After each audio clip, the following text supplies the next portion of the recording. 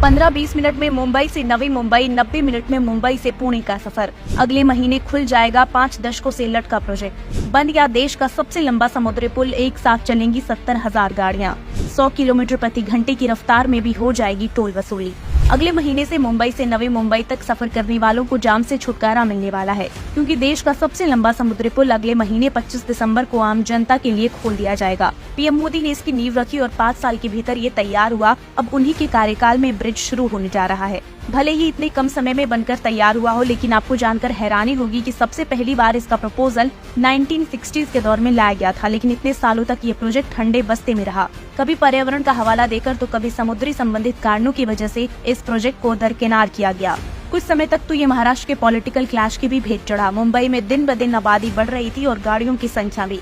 2005 में फिर से 4,500 करोड़ के बजट के साथ इसे बनाने का एक और प्रपोजल लाया गया, लेकिन 10 साल तक यानी 2014 तक इस पर कोई काम नहीं हुआ, जबकि सरकार जानती थी कि प्रोजेक्ट लटकाने से उसकी लागत बढ़ती चली जाएगी। दरअसल उस समय केंद्र में कांग्रेस पार्टी, महाराष्ट्र में शरद पवार की पार्टी एनसीपी के बीच आपसी अनबन थी, जिसकी सजा आम आदमी को भुगतना पड़ रहा था। फिर 2014 में भारी बहुमत से मोदी सरकार सत्ता में आई और महाराष्ट्र में देवेंद्र फडणवीस के नेतृत्व में भाजपा की सरकार बनी। देश के कई अटके प्रोजेक्ट की तरह ही सरकार ने हार्बर सी लिंक पर फोकस किया। फडणवीस ने डबल इंजन सरकार का फायदा उठाते हुए प्रोजेक्ट से रिलेटेड सभी अप्रूवल केंद्र सरकार से लिए। इतना ही नहीं, जापान की कंपनी से फंडिंग भी लिया। 2 साल के भीतर ही पीएम मोदी ने इसकी नींव रखी। फिर 2 साल तक जगह का मुआयना और निर्माण के लिए वर्ल्ड क्लास टेक्नोलॉजी सहित कई तैयारियां हुई। 2018 में पहली बार ग्राउंड वर्क का काम शुरू हो गया और आखिरकार 53 साल बाद 12 सालों में 4 फेल टेंडरिंग प्रक्रिया के बाद मुंबई और नवी मुंबई को जोड़ने के लिए अरब सागर में देश का सबसे लंबा सी ब्रिज बनकर तैयार हो गया है। 6 लेन वाला Mumbai trans harbour link north Mumbai में सीवरी से शुरू होकर नवी मुंबई में चिरले तक बन रहा है। 22 किलोमीटर लंबे ब्रिज का 16.5 किलोमीटर हिस्सा समुद्र से होकर गुजरेगा।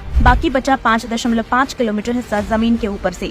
बीच में 4 किलोमीटर का स्टील स्पैन होगा, जो जहाजों की आवाजाही आसान करेगा। ये पुल करीब 89 फीट चौड़ा और 82 फीट ऊंचा होगा। इसके बनने से सेंट्रल मुंबई में सेवरी से नवी मुंबई में चिरले तक का यात्रा का समय 3 घंटे से घटकर 15 से 20 मिनट रह जाएगा। इससे पुणे गोवा जाने वालों को भी फायदा पहुंचेगा। मौजूदा समय में मुंबई से पुणे 150 किलोमीटर की दूरी तय करने में 3 घंटा लगता है, लेकिन अब यात्री सिर्फ 90 मिनट में पुणे पहुँच सकेंगे। इससे लोनावला, खंडाला और मुंबई के बीच की दूरी भी घटने की उम्मीद है। साथ ही इसके बनने से Navi Mumbai international airport, Mumbai port trust और जवाहरलाल नेहरू पोर्ट तक फास्ट कनेक्टिविटी होगी। इससे माल ढुलाई में आसानी होगी और कम समय में सामान पहुंचाया जा सकेगा। मुंबई का ये ब्रिज देश का सबसे लंबा समुद्री पुल होने के साथ साथ एक और रिकॉर्ड अपने नाम करने जा रहा है। दरअसल ये देश का पहला ब्रिज होगा जिसमें ओपन रोड टोलिंग सिस्टम होगा, यानी कि टोल के लिए आपको गाड़ी धीमी करने की जरूरत नहीं पड़ेगी। 100 किलोमीटर की रफ्तार में भी टोल वसूली हो जाएगी। ब्रिज का बड़ा हिस्सा समुद्र से होकर गुजरता है, इसलिए निर्माण में वर्ल्ड क्लास टेक्नोलॉजी का इस्तेमाल किया गया है। ब्रिज में 2 emergency exit, crash barrier, 1212 light pole install किए गए हैं। पोल का डिजाइन ऐसा है कि समुद्र में चलने वाली तेज हवा के झोंकों से खराब नहीं होगा।